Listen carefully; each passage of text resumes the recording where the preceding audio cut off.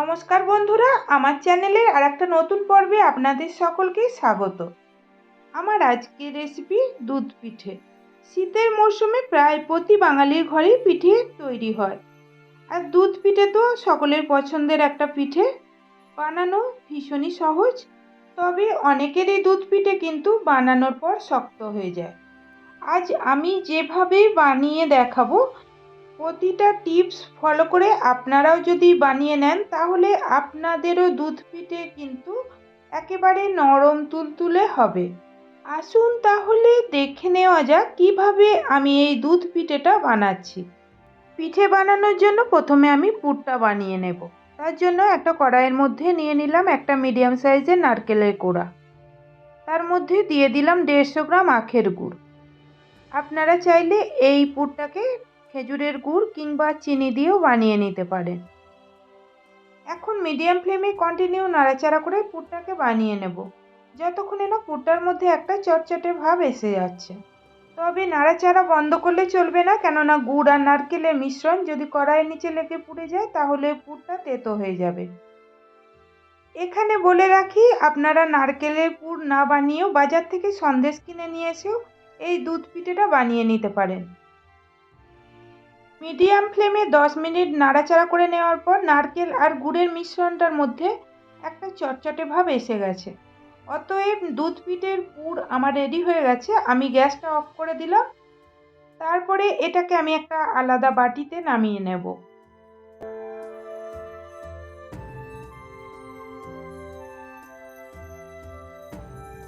বাটিতে নামিয়ে নেওয়ার পর এটাকে আমি সম্পূর্ণ ঠান্ডা করে নেব। ততক্ষণে আমি পিঠের জন্য ডোটাকে বানিয়ে নেব। তার জন্য একটা বড় বাটি নিয়ে নিয়েছি, আর বাটির মধ্যে নিয়ে নিলাম মিডিয়াম সাইজের বাটির 1 বাটি চালের গুঁড়ো। দিয়ে দিলাম হাফ চা চামচ লবণ। এখন হাত দিয়ে ভালো করে লবণ আর চালের গুঁড়োটাকে মিশিয়ে নেওয়ার পর রুম টেম্পারেচারে থাকা জল দিয়ে একটা সফট ডো বানিয়ে নেব। এখানে আমি বলে রাখি, পিঠের ডো যতটা সফট হবে পিঠেগুলো কিন্তু ততটাই নরম তুলতুলে হবে। আর পিঠের ডো যদি শক্ত হয়ে যায় তাহলে কিন্তু পিঠেগুলো শক্ত হয়ে যাবে। পিঠের জন্য চালগুঁড়ি মাখা হয়ে গেছে, ঠিক এইরকম সফট একটা ডো বানিয়ে নিয়েছি। এইবার হাতের মধ্যে সামান্য একটু সাদা তেল নিয়ে এই ডোটার সঙ্গে ভালো করে মাখিয়ে দিলাম, যাতে পরবর্তীকালে ডোটা হাতের মধ্যে চিপকে না যায়। এখন পিঠেগুলোকে আমি বানিয়ে নেব। তার জন্যে অল্প একটু ডো হাতের মধ্যে নিয়ে হাতের তালু দিয়ে গোল করে নেওয়ার পর আঙুল দিয়ে এইভাবে একটা বাটির শেপ দিয়ে নিলাম। এইবার অল্প একটু পুর এই বাটির মধ্যে দিয়ে বাটির মুখটাকে চেপে বন্ধ করে দিতে হবে, যাতে পরবর্তীকালে পিঠেটা সিদ্ধ করার সময় পিঠের মুখটা খুলে না যায়। দেখুন আমার একটা পিঠে বানানো হয়ে গেছে। এইভাবে আমি বাকি পিঠেগুলোকেও বানিয়ে নিয়েছি। এইবার দুধ পিঠের দুধটাকে রেডি করে নেব। তার জন্য গ্যাস অন করে কড়াই বসিয়ে কড়াইয়ের মধ্যে নিয়ে নিয়েছি 1 লিটার দুধ।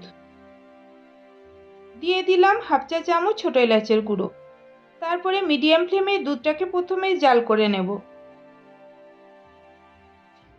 দুধটা ফুটে গেলে গ্যাসের ফ্লেমটাকে একেবারে লো করে দিয়ে আরও 2 মিনিট দুধটাকে জাল করে নিতে হবে, যাতে দুধটা একটু ঘন হয়ে যায়। 2 মিনিট জাল করে নেওয়ার পর এইবার আমি এই দুধের মধ্যে যে পিঠেগুলোকে বানিয়ে রেখেছিলাম সেইগুলোকে দিয়ে দিলাম।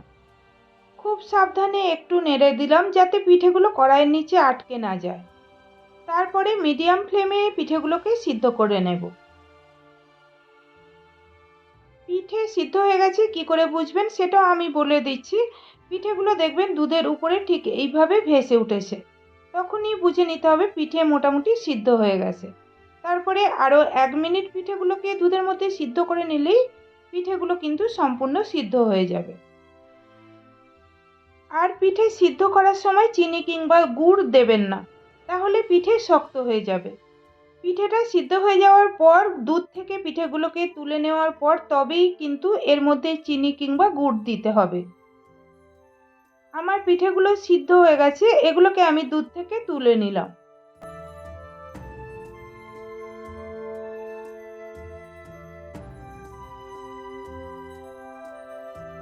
সবকটা পিঠেকে তুলে নেওয়ার পর এইবার আমি দুধের মধ্যে দিয়ে দিলাম 150 গ্রাম খেজুরের গুড়। আর গুড়টাকে আমি একটু গুঁড়ো করে দিয়েছি। আপনারা চাইলে এই দুধ পিঠেটা সম্পূর্ণ চিনিতেও করতে পারেন, তা না হলে গুড় আর চিনি মিশিয়েও এই দুধ পিঠেটা বানিয়ে নিতে পারেন। তবে খেজুরের গুড় দিয়ে দুধ পিঠে বানালে সেটার টেস্ট বেশি হয়। আরও 2 মিনিট দুধটাকে জাল করে নেওয়ার পর দেখুন দুধটা কিন্তু অনেকটাই ঘন হয়ে গেছে। এইবার আমি এই দুধের মধ্যে যে পিঠেগুলোকে সেদ্ধ করে রেখেছিলাম সেই পিঠেগুলোকে দিয়ে দিলাম। ভালো করে নাড়াচাড়া করে পিঠেগুলোকে দুধের মধ্যে একটু ডুবিয়ে দেওয়ার পর আরও 1 মিনিট মতো পিঠেগুলোকে দুধের মধ্যে ফুটিয়ে নেব। তবে খুব বেশি সময় ধরে দুধের মধ্যে পিঠেগুলো ফোটাবেন না, তাহলে পিঠে শক্ত হয়ে যাবে। আরও 1 মিনিট পিঠেগুলোকে দুধের মধ্যে ফুটিয়ে নেওয়ার পর আমার দুধ পিঠেটা একেবারে রেডি হয়ে গেছে। আমি গ্যাসটাকে অফ করে দিলাম। তারপরে আরও 15 থেকে 20 মিনিট এটাকে রেখে দেবো সামান্য একটু ঠান্ডা হয়ে যাওয়ার জন্য। 15 মিনিট পর ফিরে এলাম। দুধ পিঠে আমার একেবারে রেডি হয়ে গেছে। এইবার এটাকে আমি একটা প্লেটে সার্ভ করে দেখাচ্ছি। তাহলে বন্ধুরা দেখলেন তো এই দুধ পিঠে বানানো কতটা সহজ। আপনারাও অবশ্যই বাড়িতে বানিয়ে দেখবেন, আর বাড়িতে বানিয়ে থাকলে কমেন্টে আমাকে জানাবেন কেমন হয়েছিল। রেসিপিটা ভালো লাগলে লাইক করে বন্ধুবান্ধব আত্মীয় পরিজনদের মধ্যে শেয়ার করে দেবেন। আর আমার চ্যানেলটা প্লিজ সাবস্ক্রাইব করে দিয়ে পাশে থাকা বেল নোটিফিকেশান অল করে রাখবেন, যাতে আমি ভিডিও আপলোড করার সাথে সাথেই নোটিফিকেশান আপনাদের কাছে পৌঁছে যায়। সবাই ভালো থাকবেন, সুস্থ থাকবেন। ধন্যবাদ।